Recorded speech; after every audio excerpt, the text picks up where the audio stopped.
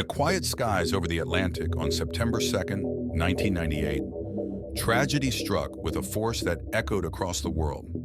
Swiss Air Flight 111, a routine transatlantic flight from New York to Geneva, turned into a harrowing struggle for survival as smoke filled the cockpit and chaos unfolded at 33,000 feet. What began as a routine journey soon became a race against time, where bravery, engineering, and human resilience collided in a battle against an unseen enemy. Join us as we unravel the gripping story behind one of aviation's most haunting mysteries in silent skies, the untold story of Swiss Air Flight 111.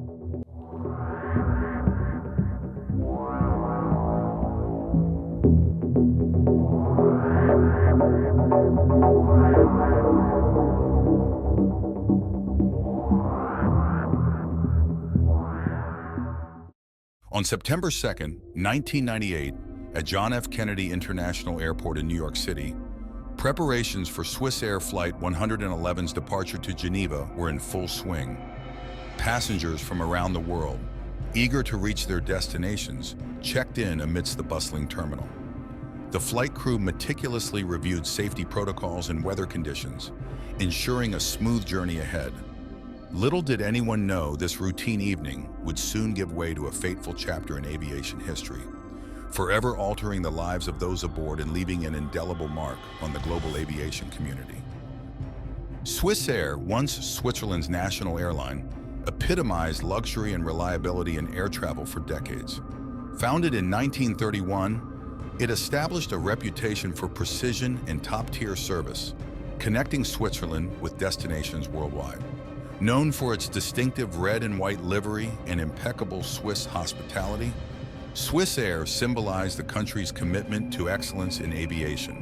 However, financial challenges in the late 1990s led to its eventual bankruptcy in 2001, marking the end of an era for one of Europe's most iconic airlines. John F. Kennedy International Airport, JFK, located in Queens, New York City, stands as a global gateway and one of the busiest airports in the United States.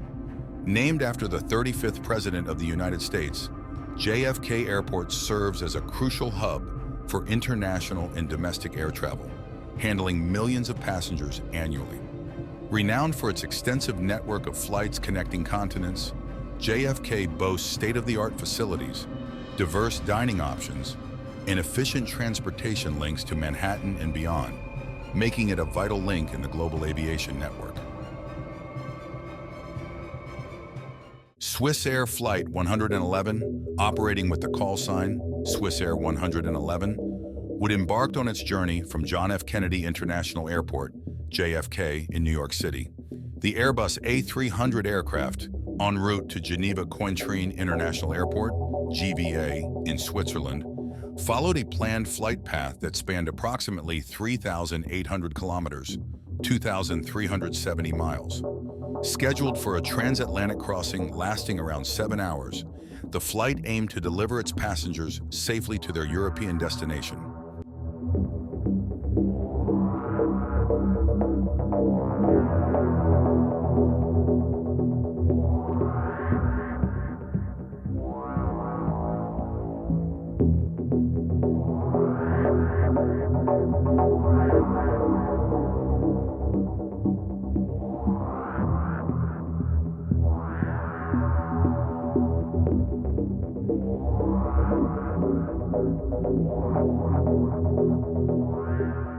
The aircraft involved in the incident was a 7-year-old McDonnell Douglas MD-11 with serial number 48448 and registration HBIWF, exclusively operated by Swiss Air since its manufacture in 1991.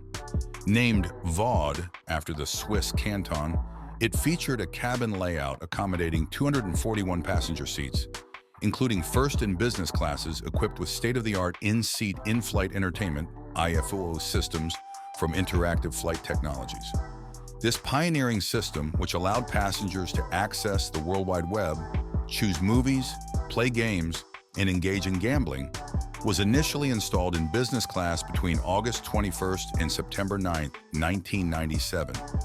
Due to delivery delays, the system was later installed in first class in February 1998, enhancing the onboard experience for all passengers. The aircraft was powered by 3 Pratt & Whitney PW4462 turbofan engines and had accumulated over 36,000 flight hours prior to the tragic crash. The pilot in command of Swiss Air Flight 111 was Urs Zimmermann, aged 49 at the time of the accident. He possessed approximately 10,800 hours of total flying experience, including 900 hours specifically on the MD-11, for which he was also an instructor pilot.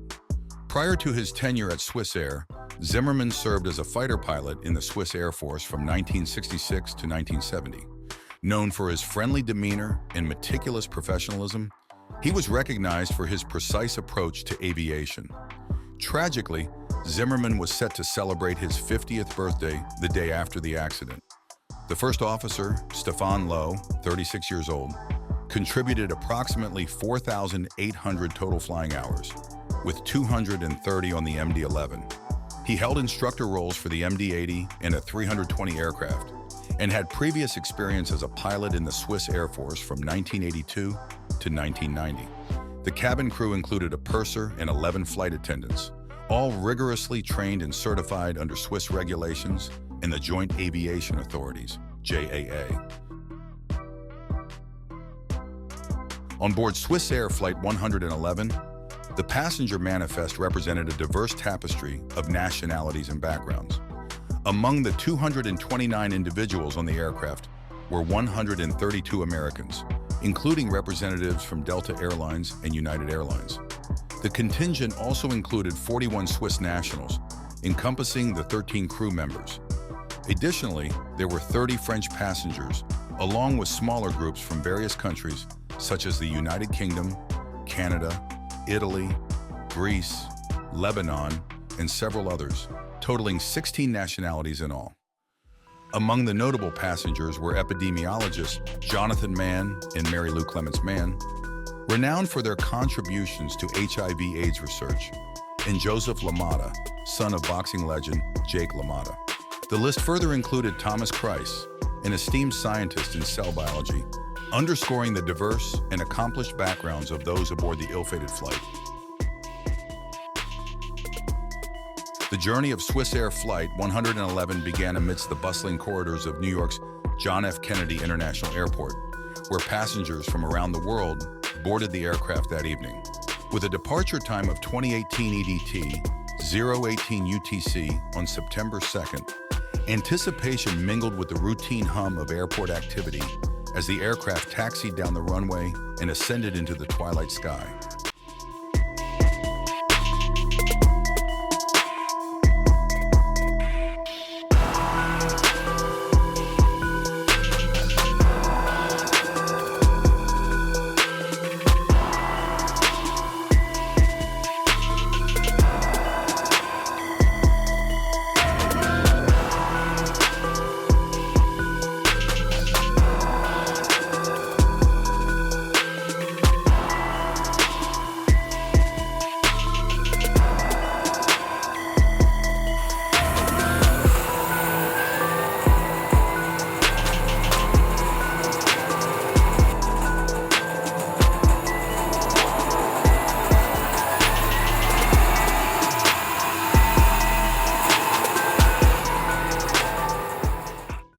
Just as it soared into the vast sky, what seemed like a routine flight immediately encountered its first mishap.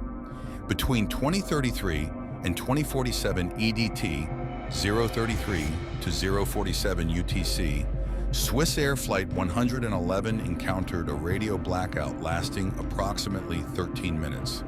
This disruption was attributed to errors in tuning the communication radios, which temporarily severed contact between the aircraft and air traffic control. At 22:10 ADT 110 UTC, 52 minutes after takeoff, while flying over Yarmouth, the flight crew detected an odor in the cockpit and determined it to be smoke from the air conditioning system.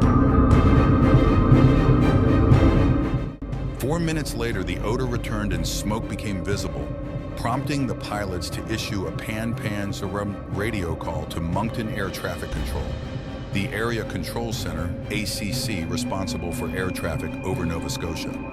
The pan-pan call signaled an urgent situation due to cockpit smoke, but did not escalate to a Mayday emergency call. The crew initially requested a diversion to Boston, which was 234 nautical miles, 433 kilometers, 269 miles away, but later accepted Moncton ATC's offer of radar vectors to Halifax International Airport in Enfield, Nova Scotia, which was only 66 nautical miles, 76 miles, 122 kilometers distant.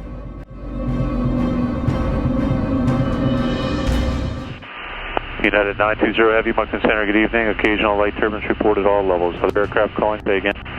Swiss 111 Heavy is declaring pan. We have smoke in the cockpit. Request immediate return to that convenient place, I guess, Boston or so. Swiss Air 111, roger. Turn right to proceed, you say to Boston you want to go? I guess Boston, we need first the weather, so we start a right turn here, Swiss 111 Heavy. Swiss Air 111, roger, and descent to flight level 310, is that okay? Virgin 12, roger, stand by. Affirmative, Swiss 111 Heavy, we prefer Halifax from our position. Swiss Air 111, roger, proceed direct to Halifax, descend now to flight level 290. Level 290 to Halifax, Swiss 111 Heavy. And Swiss Air 111 Heavy from Speedbird 214, I can give you the Halifax weather if you like. Swiss Air 111 Heavy, off the mask on, go ahead with the weather. Okay, it's the 300 Zulu weather was 100 at 9 knots, 15 miles, scattered at 120, broken at 250, plus 17, plus 12, 2980 over.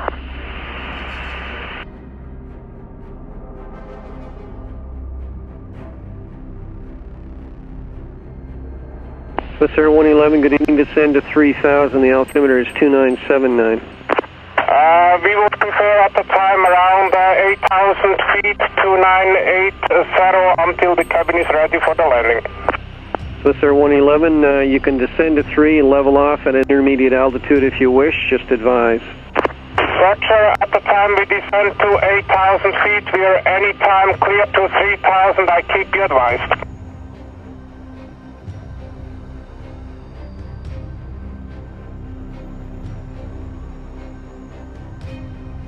The Halifax Airport ATC began guiding the flight for landing. They suggested the aircraft begin descending to a medium altitude to prepare for landing on runway 06 at Halifax Airport.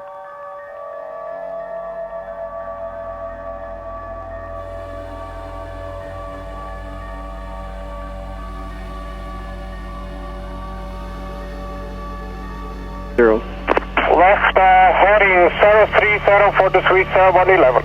Okay, it's a back course approach for runway 06, the localizer frequency 109.9. You've got 30 miles to fly to the threshold.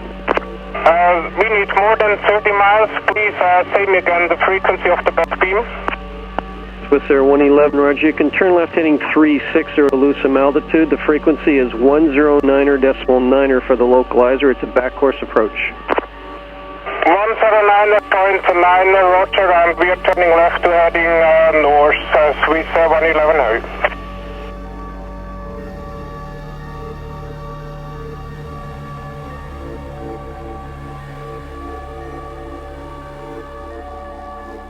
Roger, we are turning left, and in that case we are descending at the time only to 10,000 feet to dump the fuel. Okay, maintain 10,000. I'll advise you when you're over water. It'll be very shortly. Roger. Do we see the emergency checklist for air conditioning smoke? Swiss Air 111, say again, please. Sorry, it was not for you, Swiss 111. You thought it internally was my fault. Sorry about. Okay. Swiss Air 111, continue left heading 180. You'll be off the coast in about 15 miles. Roger, left heading 180, Swiss 111, and maintaining 10,000 feet. Roger. Swissair Flight 111 needed to dump fuel into the sea in order to safely land at Halifax Airport. The situation on the flight had become extremely dangerous as smoke began to fill the cabin and cockpit. They declared an emergency and needed to land immediately.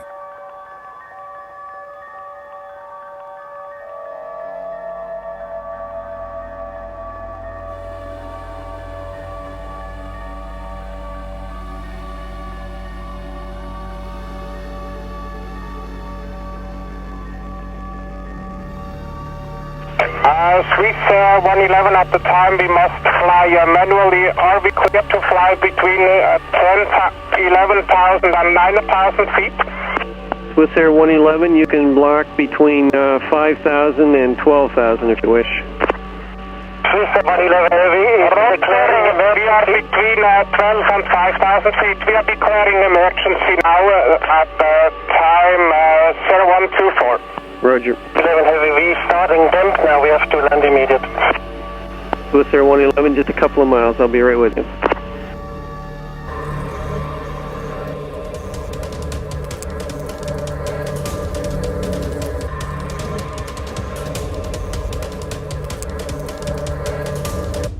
The flight situation was dire. The captain decided to get up and fight the fire, never to return. He was overcome by smoke and immediately lost consciousness.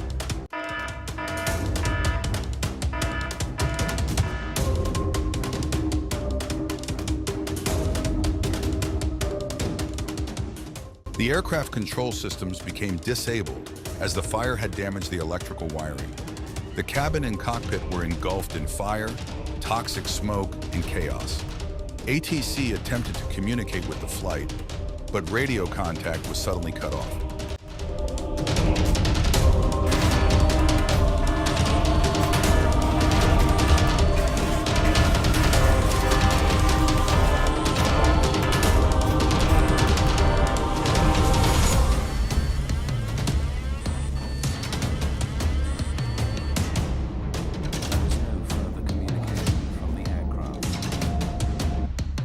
The aircraft began a steep right tilt and could never regain altitude.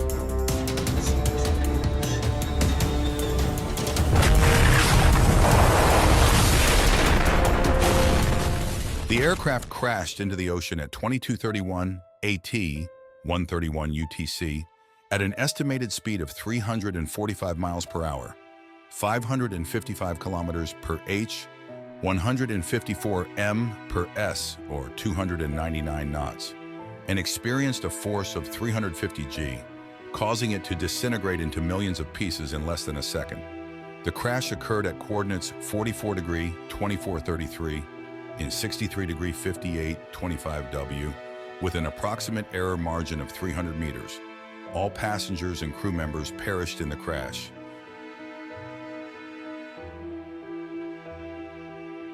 Following the tragic crash of Swissair Flight 111, a massive search and rescue operation was swiftly launched in the waters near Peggy's Cove, Nova Scotia. Emergency responders, including Canadian Coast Guard vessels, aircraft, and local fishing boats, raced against time to locate survivors and recover debris from the scattered wreckage.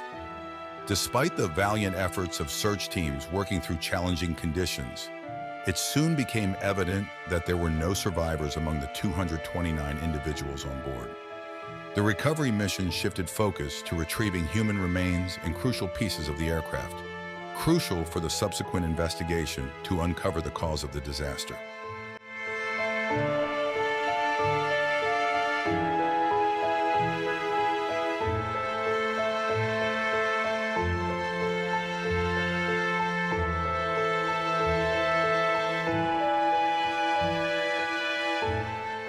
In the aftermath of the Swissair Flight 111 disaster, a thorough investigation was launched to determine the cause of the tragic crash. The Transportation Safety Board of Canada, TSB, supported by international aviation experts, meticulously examined recovered debris, cockpit voice recordings, and flight data to piece together the sequence of events leading to the accident. The investigation focused on the origin of the onboard fire, which was traced to faulty wiring in the aircraft's in-flight entertainment system. This finding prompted widespread regulatory changes and safety improvements in aircraft wiring and fire prevention systems across the aviation industry. The investigation's comprehensive findings not only provided closure to the families of the victims, but also contributed significantly to enhancing global aviation safety standards and protocols.